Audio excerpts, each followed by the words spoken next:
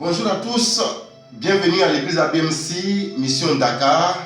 Nous sommes très heureux de contribuer avec vous à ces moments de communion à travers la parole de Dieu. Merci d'adhérer à cette plateforme qui a en elle 3 rubriques. Nous avons déjà entamé la première rubrique avec vous qui s'est titulée le verset du jour. Aujourd'hui donc nous entamons notre deuxième rubrique. Et certainement, dans cette semaine, nous aurons également la troisième rubrique. Sachez désormais que sur la plateforme de l'église ABMC Mission Dakar, vous aurez désormais 3 rubriques, à savoir le verset du jour qui vous sera proposé tous les lundis. Ensuite, Bible et développement, qui est la deuxième rubrique, qui vous sera proposée tous les mercredis, comme aujourd'hui. Et enfin, nous aurons la prière pour tous, qui vous sera proposé tous les vendredis pour que nous puissions avoir un temps pour prier avec vous, prier pour vous, prier pour que les cieux s'ouvrent à votre actif, à votre faveur et pour que la grâce de Dieu continue d'abonder dans toutes nos circonstances. Aujourd'hui donc, nous commençons avec Bible et développement et je m'en vais par cette rubrique vous inviter à pouvoir découvrir un certain nombre de principes, un certain nombre d'éléments que Dieu a mis à notre disposition à travers sa parole, à travers la Bible, pour que nous puissions vivre, manifester et le développement, et non pas seulement le côtoyer, mais surtout le vivre et le manifester. En réalité, bien aimé, qu'est-ce que le développement? Le dictionnaire nous donne une série de définitions sur le développement. Il est proposé comme définition de développement: action de faire croître, de progresser, de donner de l'ampleur, de se complexifier au cours du temps. Voilà comment le dictionnaire présente le développement comme une action de faire croître, action de progresser, action de donner de l'ampleur, de se complexifier au cours du temps. Le dictionnaire amplifie cette définition en disant ceci: le développement, c'est l'amélioration des conditions et de la qualité de vie d'une population. Le développement, donc, c'est l'amélioration des conditions et de la qualité de vie d'une population. Le dictionnaire va plus loin en disant ceci: le développement est une organisation sociale servant de cadre à la production du bien-être. Donc, organisation sociale servant de cadre à la production du bien-être.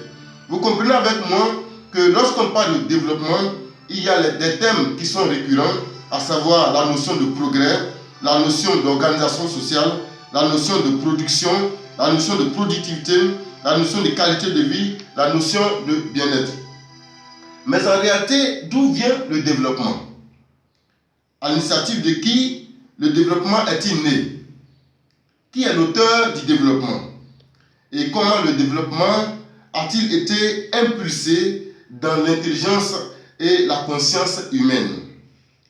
Au point que la notion de développement soit rattachée à la vie de l'homme, à travers des thèmes tels que développement économique, développement social, développement culturel, développement rural, développement durable, développement humain et même développement personnel.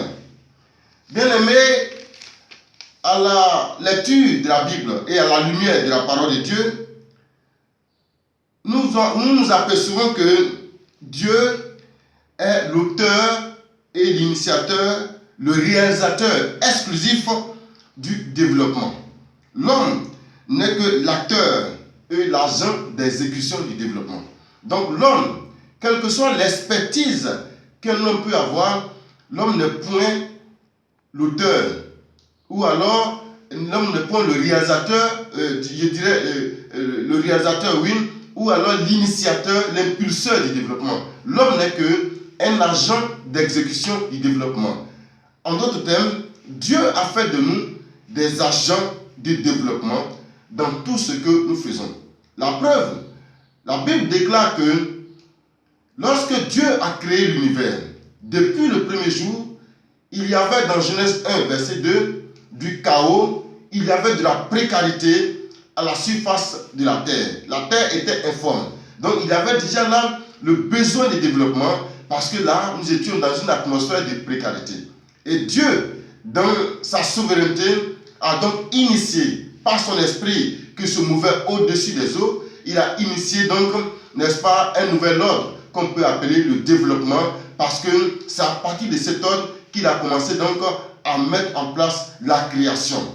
Depuis le premier jour jusqu'au 5e jour, avant que le 6e jour, il ne fasse l'homme. Donc Dieu a créé les cieux et tout ce que les cieux renferment, la terre et tout ce qu'elle renferme, les eaux et tout ce qu'elle renferme. Dieu a créé tout l'univers pour que cela soit donc un préalable à la venue de l'homme.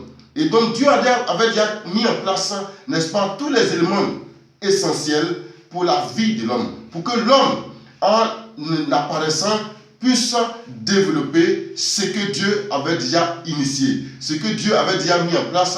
D'ailleurs, c'est la raison pour laquelle, dans Genèse chapitre 2, le verset 15, lorsque Dieu crée l'homme, il le place dans le jardin en disant que l'homme a une double vocation, cultiver et garder le jardin. C'est-à-dire, il avait donc la vocation, la responsabilité, le devoir de créer un développement autour du jardin que Dieu avait mis à sa disposition.